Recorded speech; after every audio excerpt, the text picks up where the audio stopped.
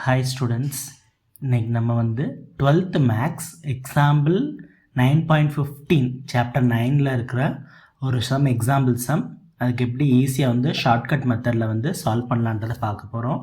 Book method இருக்கும், இது ஈஸியாக சால்வ் பண்ணுற method. Evaluate integral over -4 to +4 modulus of x + 3 dot X. இதை எப்படி நம்ம சால்வ் பண்ணலான்னு பார்ப்போம். ஃபர்ஸ்ட் நமக்கு தெரியும் மாடுலஸ்னால் என்ன, மாடுலஸ் ஆஃப் எக்ஸோட வேல்யூனா +or-x for +x for x is greater than or equal to 0 and -x for x is less than 0. அதுமாதிரி மாடுலஸ் ஆஃப் x + 3ஓட வேல்யூ எடுத்துட்டேன்னா x is greater than or equal to -3 -3 and அதுக்கு மேலே பார்த்தீங்கன்னா positive வேல்யூவாக இருக்கும். -3 கம்மியாக பண்ணோன்னா நெகட்டிவ் வேல்யூ இருக்கும். Minus of this is +x + 3, this is -(x + 3). அப்போ எந்த பாயிண்ட்டை வச்சு நம்ம பிரிச்சிருக்கோம், -3. Interval -4 to +4. அப்போ அதை எப்படி பிரிச்சுக்கிறோம் பாரு, இன்டர்வல் -4 to +4 நடுவில் -3 இருக்குது.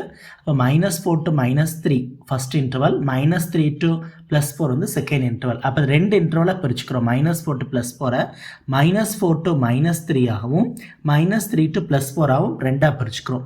ஃபஸ்ட் இன்டர்வலில் பார்த்தீங்கன்னா -3க்கு கம்மியான வேல்யூ, அப்படி பார்த்தீங்கன்னா என்ன ஒரு -(x + 3) -(x + 3). செகண்ட் இன்டர்வலில் பார்த்தீங்கன்னா -3க்கு அதிகமான value, greater than x is -3. அப்போ பார்த்தீங்கன்னா எந்த கண்டிஷன் வரும், ஃபர்ஸ்ட் கண்டிஷன். அப்போ x + 3 டாட் dx இது வரைக்கும் புக்கில் போட்டிருப்பாங்க. அதுக்கடுத்து என்ன செஞ்சுருப்பாங்க, இண்டிவிஜுவலாக இன்டெகிரேட் பண்ணியிருப்பாங்க. அதுக்கு பதிலாக சிம்பிளாக ஒரே ஒரு ஃபார்முலா தான், integration of ax + b whole power n dot dx. ax + b where a and b are constant அப்படி இருந்துச்சு அப்படின்னா the formula is ax + b whole power n + 1 by n + 1. நார்மலாக x பவர் என்ன இன்டெகிரேட் பண்ண என்ன வரும் நமக்கு, x power n + 1 by n + 1. அதே மாதிரி integration of ax + b power n dot dx is equal to ax + b power n + 1 by n + 1. டிஃபரன்ஷியேஷனாக எக்ஸோட கோஃபிஷியண்ட்டாக மல்டிப்ளை பண்ணுவோம், இன்டெகிரேஷனாக எக்ஸோட கோஃபிஷியண்ட்டை டிவைட் பண்ணுவோம். இங்கே எக்ஸோட கோஃபிஷியன் அது a, அதால் டிவைட் பண்ணியிருக்கோம் +c. அதே கான்செப்ட் தான் இங்கே பண்ண போகிறோம். இங்கே a அதாச்சும் எக்ஸோட கோஃபிஷியன்ட் 1, b 3. அப்போ இந்த மைனஸை வெளியில் எடுத்துடுறோம். x + 3 இன்டெகிரேட் பண்ணேன்னா x + 3 ஹோல் ஸ்கொயர் பை 2.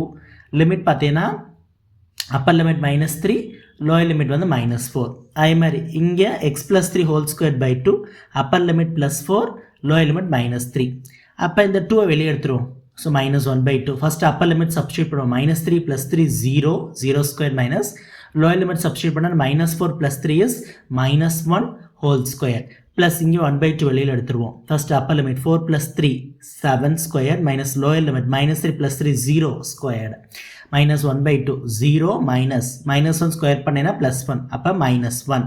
அதுமாதிரி 7² is 49. மைனஸ் அண்ட் மைனஸ் என்ன ஆயிரும், ப்ளஸ் ஆயிரும். ஸோ 1/2 + 49. அதுமாதிரி இங்கே 49/2. காமன் டினாமினேட்டர் நியூமரேட்டர் ரெண்டையும் ஆட் பண்ணிக்கலாம். 1 + 49 is 50/2. So our answer is 25. புக்கில் தனித்தனியாக இன்டகிரேஷன் பண்ணியிருப்பாங்க. எப்படி எக்ஸுக்கு தனியாக 3க்கு தனியாக, அப்போ x² 2 + 3x வரும். அது ரொம்ப கால்குலேஷன் டைம் ஆகும். அதுக்கு பதிலாக சிம்பிளாக இந்த ஒரே ஒரு இன்டகிரேஷன் ஃபார்முலா மட்டும் ஞாபகம் வச்சிட்டோம்னா இந்த சம் ஈஸியாக முடிஞ்சிடும். தேங்க்யூ.